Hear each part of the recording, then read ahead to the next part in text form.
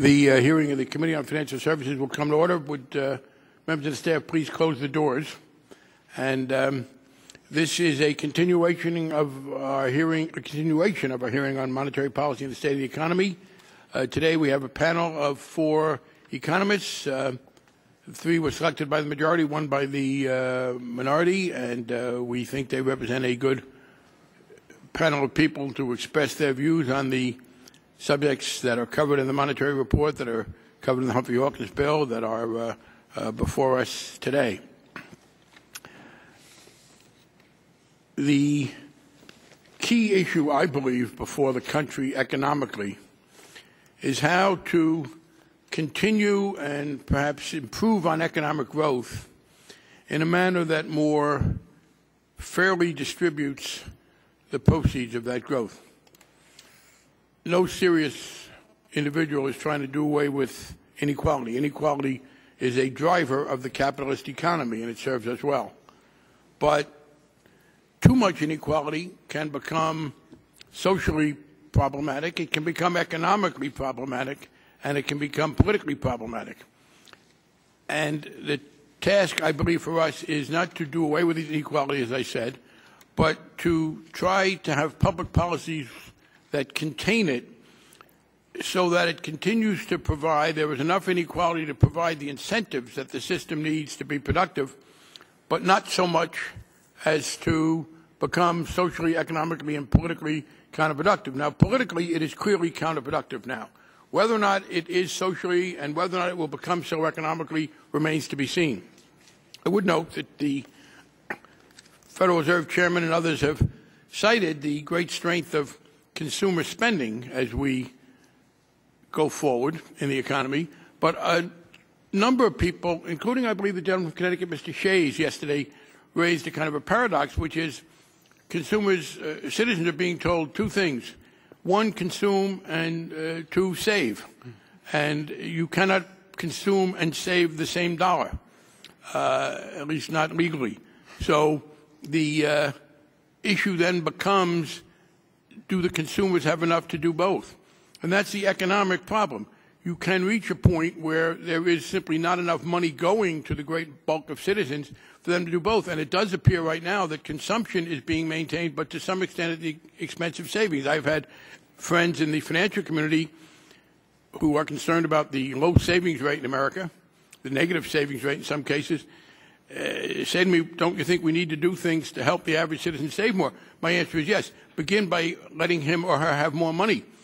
People who have run out of money by the end of the month, there is no incentive in the world that is going to get them to save. They cannot save what they do not have. And I think there is that problem. And, of course, it is also the case that Henry Ford, when he decided to pay the workers $5 a day and was chided by some of his fellow industrialists for profligacy, made the very sensible statement that if he didn't pay them, they couldn't buy the cars. You can't have a mass production economy without mass consumption. And he, although he was a raving anti-Semitic lunatic in other contexts, he was a pretty good economist as well as obviously a great industrialist, showing that intelligence does not necessarily jump from area to area. But that's the dilemma we have. And I do think it is clear that certainly politically, we have reached a point where excessive inequality has become a cause of political gridlock, not just in America, but elsewhere. You see in Latin America, with the increasing success of some politicians winning elections who many in America disagree with. And I must say I think it is far healthier to have elected officials like Lula and Kirchner than Morales and Chavez. But we are, I think, undercutting the responsible Democratic left. In America, it is clear to me that as trade promotion expansion, trade promotion authority expires, it will not be renewed in the current context. A Doha round is unlikely, partly because of resistance from many of my colleagues in the areas who represent agriculture, agriculture apparently being an exception in the minds of many of my conservative friends to all the doctrines of free enterprise and little government that they otherwise support. But apparently von Mises has a footnote that says none of this applies to agriculture. It's apparently written in German, so I couldn't understand it. But my colleagues from the agricultural areas apparently all seem to understand it. But if they got a Doha round, I don't think it would pass the House. We are bringing out a bill from this committee on foreign investment, direct foreign investment, which is clearly in the interest of the United States and of our workers. It is more controversial than it ought to be, because there is this fear on the part of the average American that foreign economic activity somehow will undercut them. I think it is wrong in this case, but it is not wrong in general. So that is the subject that I hope we will be able to address. I think all of us want to see growth go forward.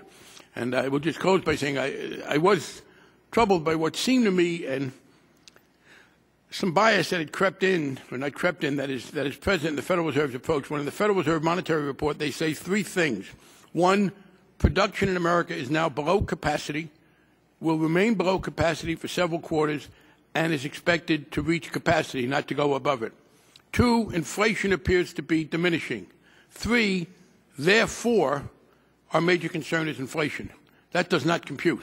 That bespeaks a bias. And while I do not believe, I think we've gotten proof that growth alone is not a sufficient basis for the kind of economy we want, it certainly is a necessary one.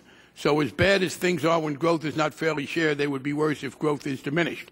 And that is the set of problems we have today. And I believe now I will turn to the gentleman from Texas, the ranking member of the subcommittee, for his time.